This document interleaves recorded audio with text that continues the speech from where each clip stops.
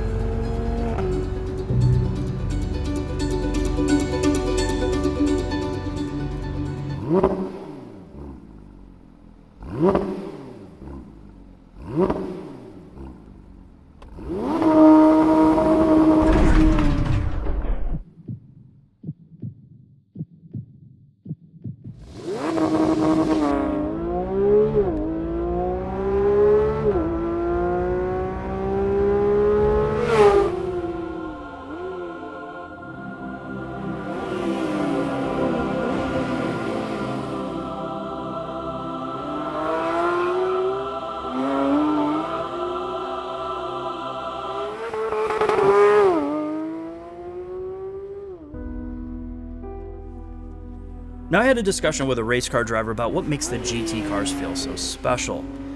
And we have these loose debates about how cars from the 80s and 90s somewhat peaked in terms of mechanical connection with the driver. That was before it was eroded away by the overuse of electronics and a lot of safety systems. And Porsche has been able to blend some of the old school feel with making the technology blend into the background. The big thing about why these cars are successful is the workforce. They really have worked in the top tier of motorsports. In successful programs, they know the stress of competition, but you also have the business side of the same people working on a street car, on a sports car for the road. They know what it's like to try to combine a race car with a street car. What makes one good doesn't make the other one great. So you take the spirit of a race car and you put it in a car that you can drive every day, and that's no easy task, believe me. Otherwise, we'd see far more manufacturers doing the same thing. The reality is, we see many car manufacturers trying to attempt the sports car formula, and then it just disappears after a while.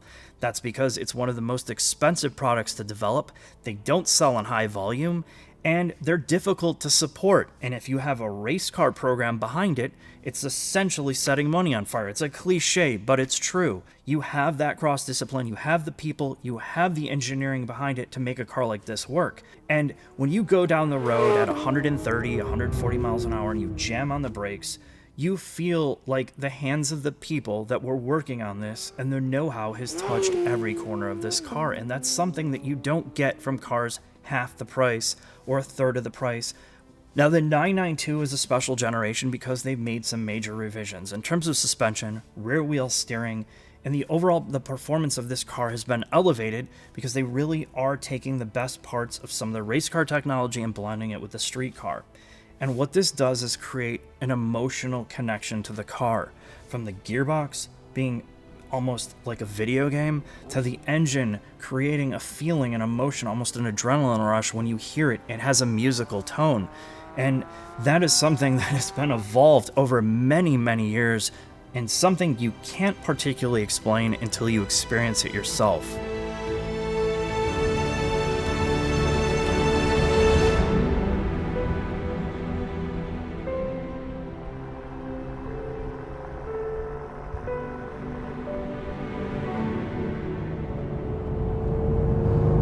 Yeah, Mark, you and I are different people, right? We had different upbringings, we had different life experiences.